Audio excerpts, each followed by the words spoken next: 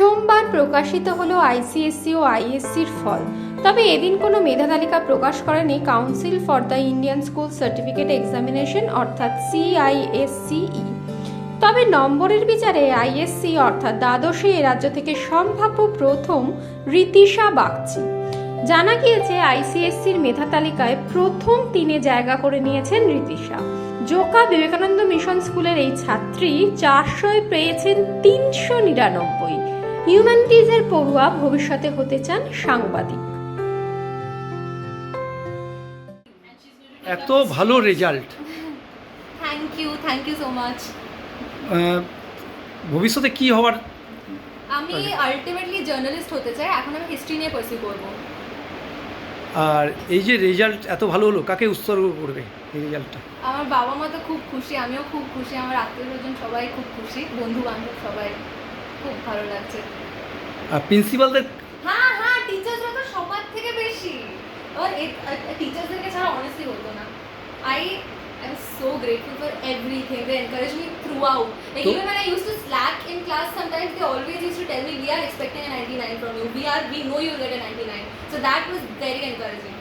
তোমার যে ক্লাসের টিচাররা তারা উৎসুক হয়েছিলেন এবং প্রিন্সিপাল ম্যাম তিনিও ছিলেন যে কখন তুমি আসবে, এবং ম্যাম যে কতটা খুশি হাসছে এবং স্কুলের একটা ধারাবাহিক রেজাল্ট রেখেছে, কী বলবে? খুব ভালো লাগছে, খুব ভালো। স্কুলকে প্রাউড করতে সবার থেকে ভালো লাগছে ওটা আমার। কত র্যাঙ্ক হয়েছে? কত র্যাঙ্কিং তো এবার রিলিজ করেনি বোর্ড, আমি শুনছি। তো আমার পার্সেন্টেজ এসছে 99.75।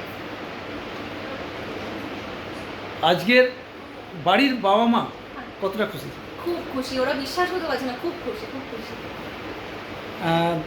স্কুলের যে টিচার প্লাস তোমার বন্ধু বান্ধব এবং তোমার স্কুলের ছেলে, তাদের কতটা দেবে? ভালো লাগছে, ওরাও তো খুব প্রাউড, আমারও খুব ভালো লাগছে। কেন যে নিজে তো ভালো লাগে, বাট অন্যদেরকে খুশি করতে আরও ভালো লাগে, স্পেশালি টিচার্সরা, ফ্রেন্ডসরা, সবার থেকে বেশি ভালো লাগছে। যারা এরপরে তোমাদের পরীক্ষা দেবে তাদের জন্য কি বার্তা দেবে? Enjoy whatever you're studying. If you don't enjoy it, you won't get good marks. You just enjoy it. You don't study for the sake of getting marks. You study for the sake of learning. So I love all of my subjects. So that is probably why. তুমি কতক্ষণ পড়তে? আমি টাইমের অনুযায়ী পড়তাম না, আমি সকালে ডিসাইড করতাম কি শেষ করবো আজকে, ওটার অনুযায়ী পড়তাম। যদি তাড়াতাড়ি শেষ হয়ে যেত ভালো, দেরি করে শেষ হতো ভালো করতাম। খুশি তো অসম্ভব, কেননা প্রত্যেক বছর তো এই দিনটা আমাদের কাছে ভীষণ গুরুত্বপূর্ণ একটা দিন, যেদিন রেজাল্টটা বেরোয় আর কি। কারণ সারা বছর টিচাররা একটা অমানসিক পরিশ্রম করেন, সারা বছর একটা প্ল্যান থাকে এবং সেটাকে এক্সিকিউশন করা থাকে, এবং তার সঙ্গে সঙ্গে একটা পেরেন্টসদের কোঅপারেশন এবং স্টুডেন্টসদের অবশ্যই একটা অসম্ভব পরিশ্রম থাকে। তো সব কিছুরই তো রেজাল্ট এটা, তো আমরা ন্যাচারালি প্রত্যেক বছর খুব উৎসুক হয়ে থাকি এই রেজাল্টের জন্যে।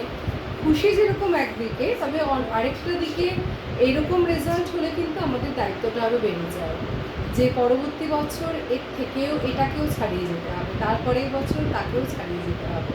সুতরাং সেই দায়িত্বটা মাথায় রেখেই আবার নতুন করে প্ল্যান করা, আবার নতুন করে কাজ শুরু করা, আরও বেশি উদ্যমে কাজ শুরু করা, যাতে এবছর যারা যা করলো পরের বছর যাতে এর থেকেও ভালো হয় সেটা।